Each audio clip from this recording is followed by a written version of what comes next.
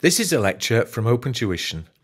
To benefit from the lecture, you should download the free lecture notes from opentuition.com.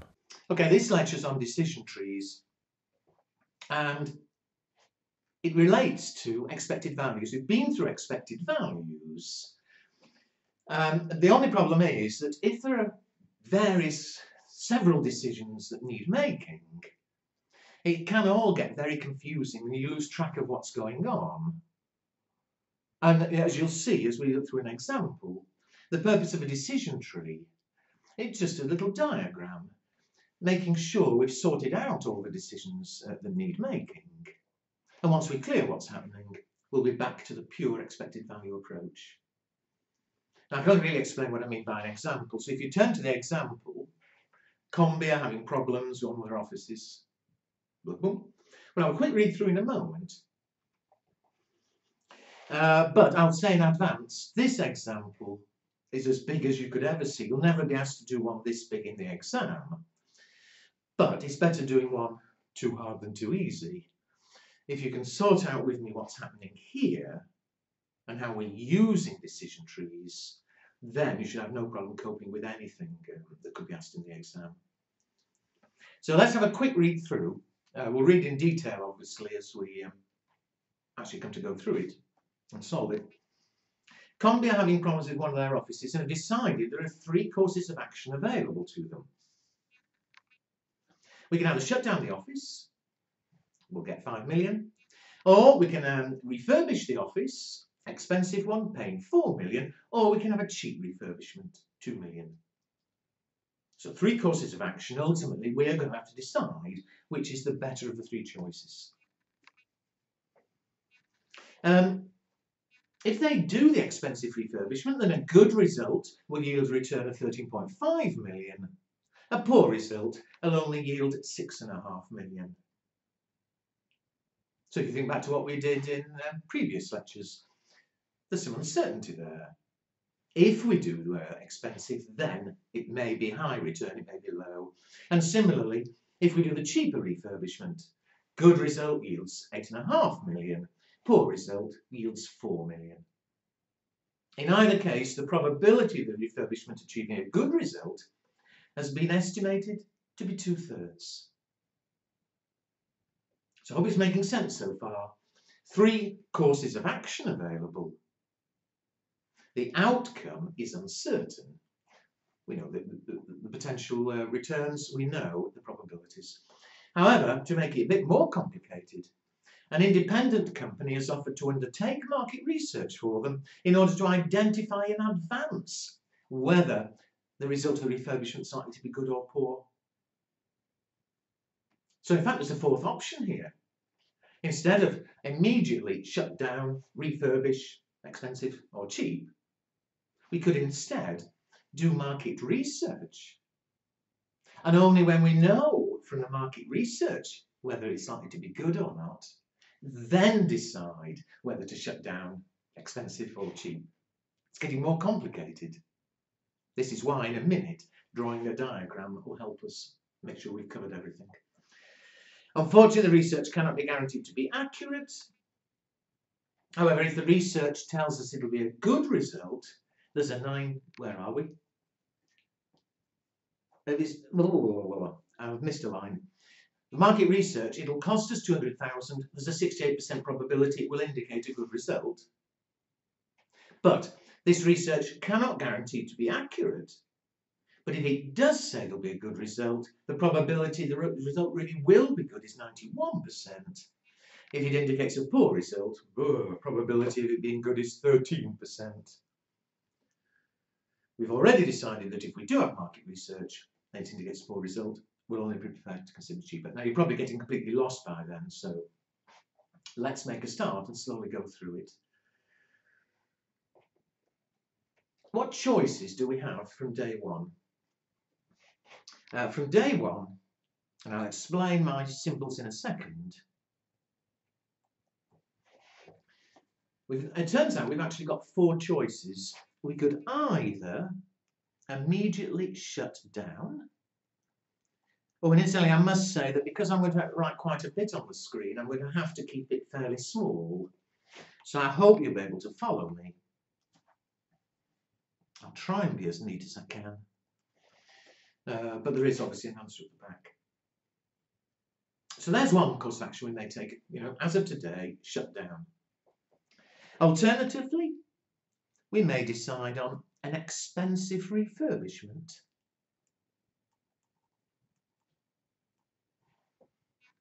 We may decide on a cheap refurbishment.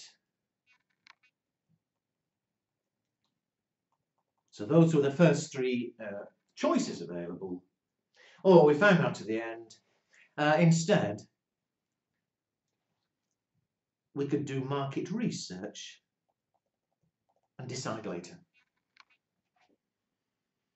Now, what have I done there? That's what I mean by a diagram, and you can see why it's called a tree. Well, perhaps not, but if you lie on your side, it looks like branches of a tree. But that box that I've drawn is to show it's a decision point. It's obviously going to be our decision which of those four things to do first. We don't know which yet, we'll worry about that later. But it's going to be our choice which of those four to do as of now. And the lines, we're using the lines obviously to show the various choices. Let's carry on though. If we shut, that's obviously end of story. I'll worry about the amounts and so on later. For the moment, I want to show what the choices are. But if we shut, finished.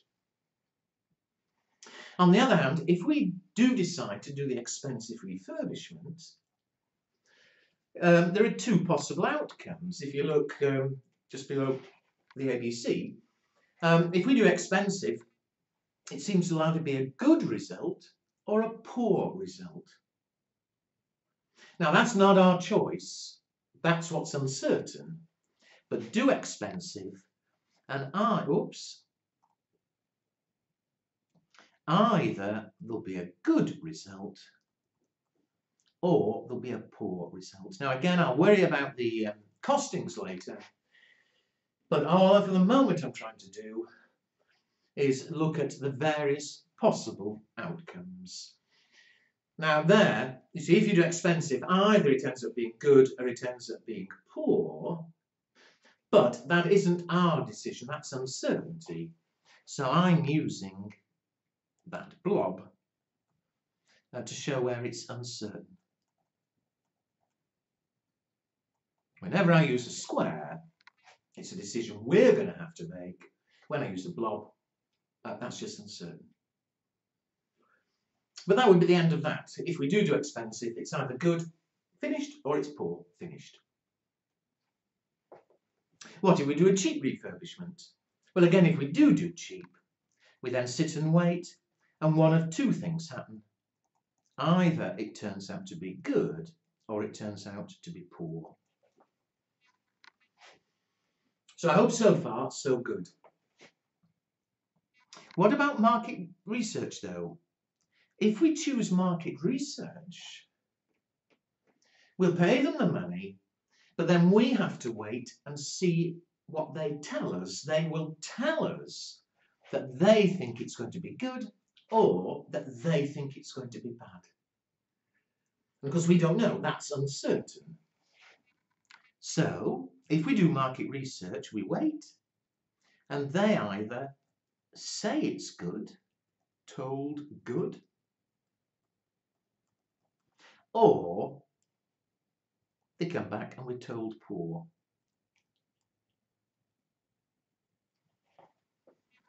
So again, I hope you agree, it's uncertain.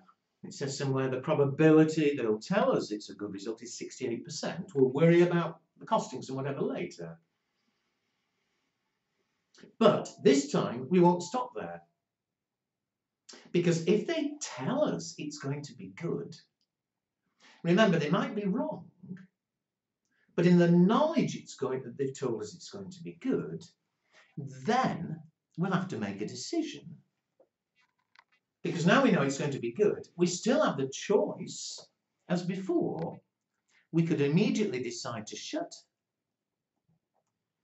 or we could decide to do the expensive refurbishment, Or we could decide to do the cheap refurbishment. And here you can see it's starting to get a bit of a big diagram.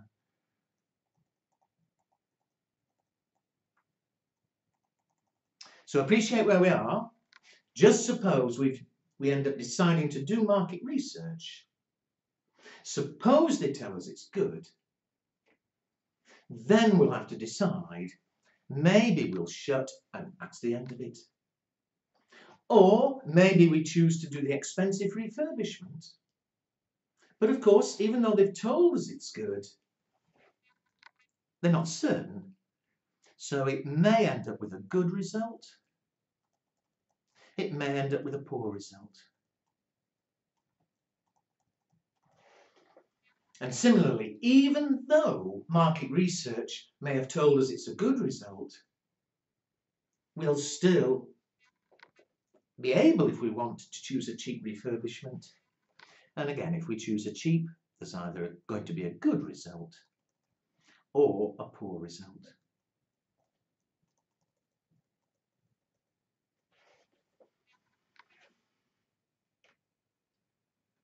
And of course, for each of those, that would then be the end of it.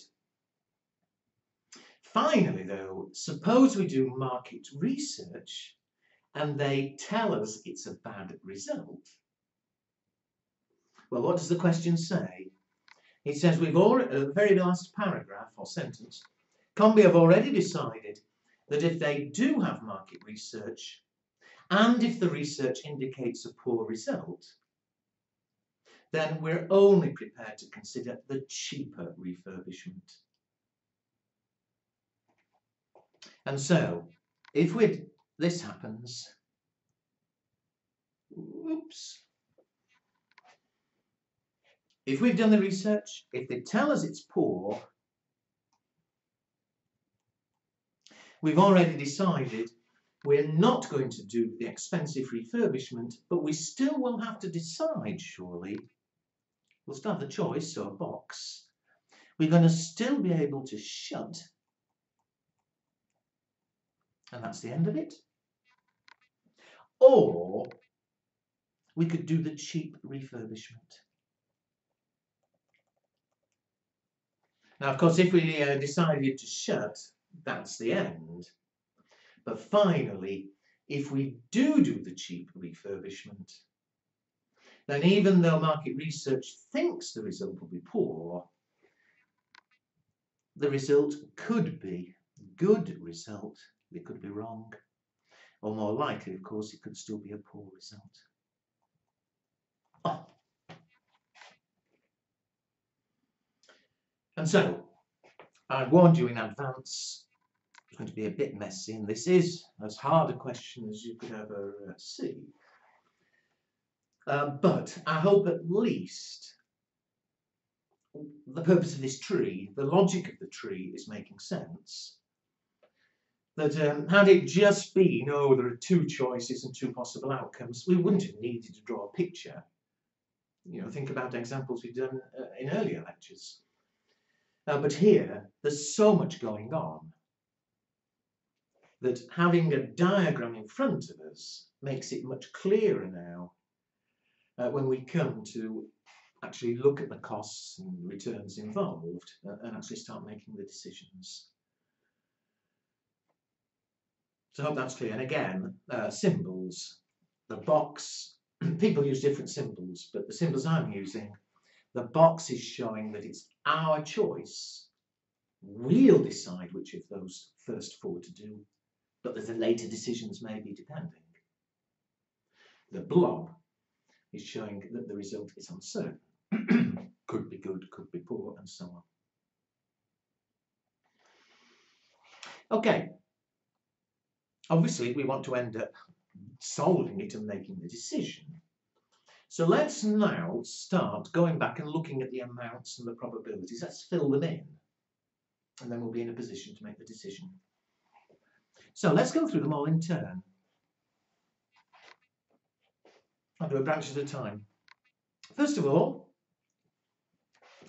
suppose our decision does end up being to shut. Well, note A says if we shut down the office, will receive 5 million. So we now know the benefit of making that decision. And what happens if we decide to do the expensive refurbishment? Well, first of all, whatever happens, we'll have to pay out 4 million. I'll stop putting the dollar sign, I haven't much room. And then one of two things will happen. Either, if you jump down below C, if we do it, a good result will give us 13.5 million. So we'd have been paying out 4, then we'll get back 13.5, a net 9.5 million. Or, if we do poor, we'll still have paid out 4 million, and we'll get back 6.5 million. So if you prefer a net 2.5 million. If we do cheap refurbishment, no, C says we'll pay out, whatever happens, 2 million. And what do we get back? If it's good, we get back 8.5 million. If it's poor, we get back 4 million.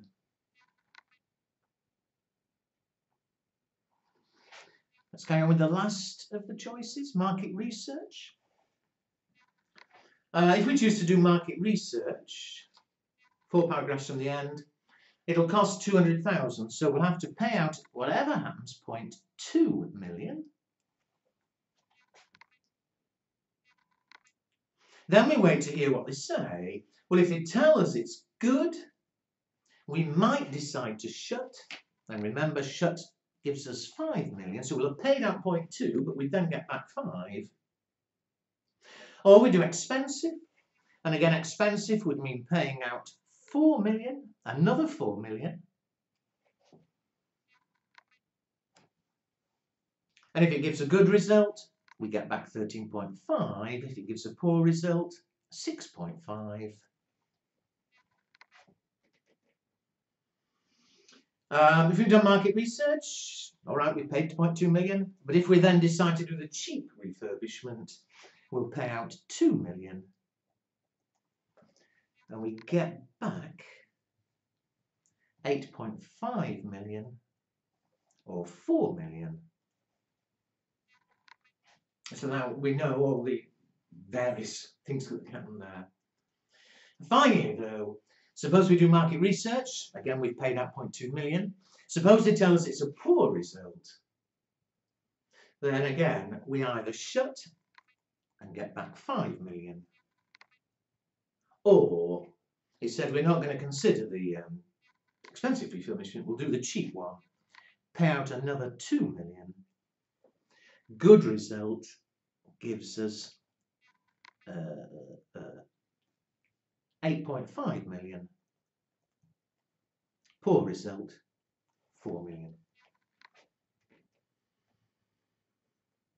So I hope that's clear. I've put all the amounts in. Do note, please, because there is some people do it a tiny bit differently, but it gives the same end results. I'm showing each flow separately. So if you go back to expensive refurbishment, I'm saying you'll pay 4, and then either you'll get back 13.5, which means a net. We end up with a net 9.5 million. Or you pay out 4 and get back 6.5, a net 2.5 million. So some people prefer, instead of showing each bit separately, simply to show the net result, 9.5, 2.5. I'll change it back to what I had in a minute. If you prefer to do that, fine. You'll see later you'd end up with exactly the same result as I'm going to get end up with. I just prefer to look at the flows separately. So let me put them back in. We'll pay out 4. Then we get back either 13.5 and 6.5. So I hope we're all there so far. We've drawn the diagram showing all the various things that can happen.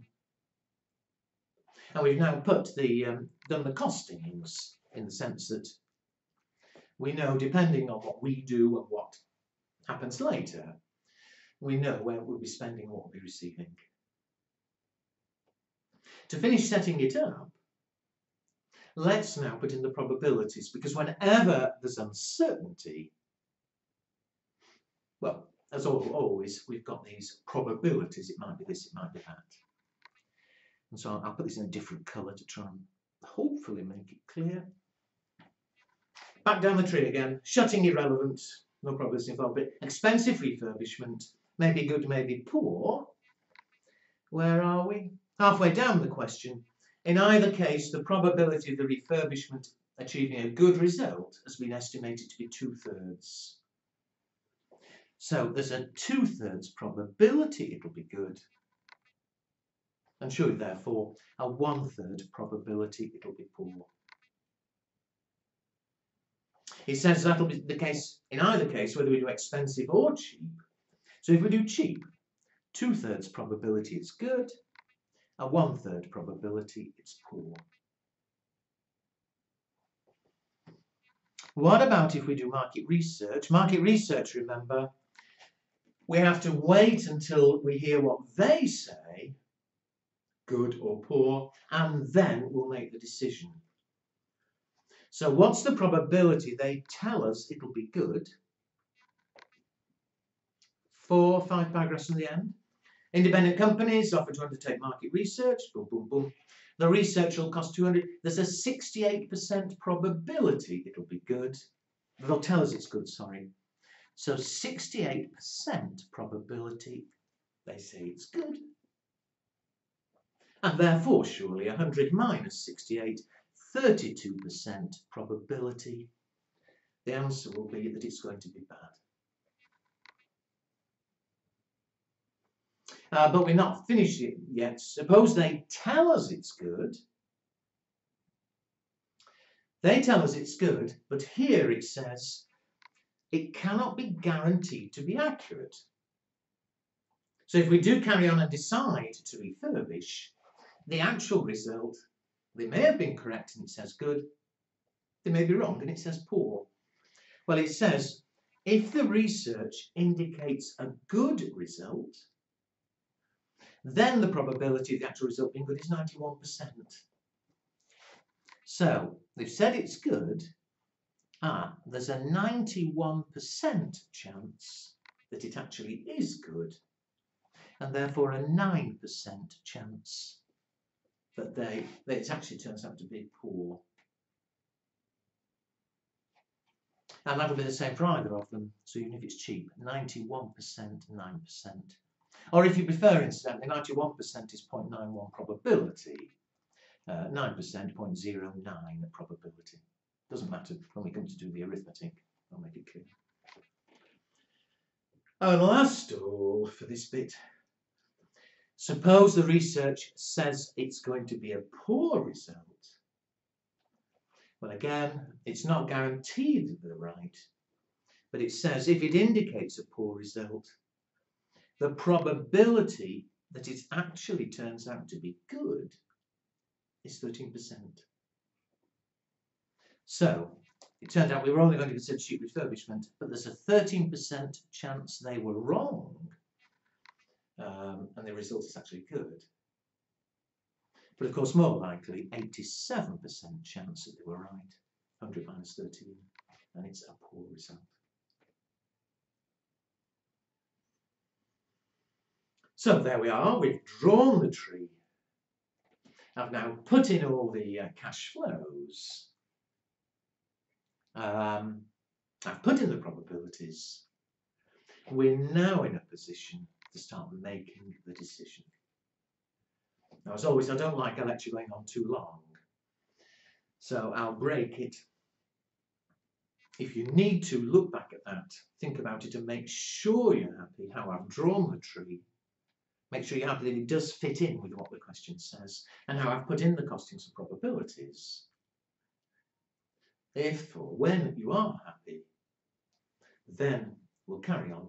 The next lecture will actually go through and using expected values in the way you should already be happy with, but using expected values, we'll go through and decide what we're actually going to recommend Will we shift? Will we do market research? And so on.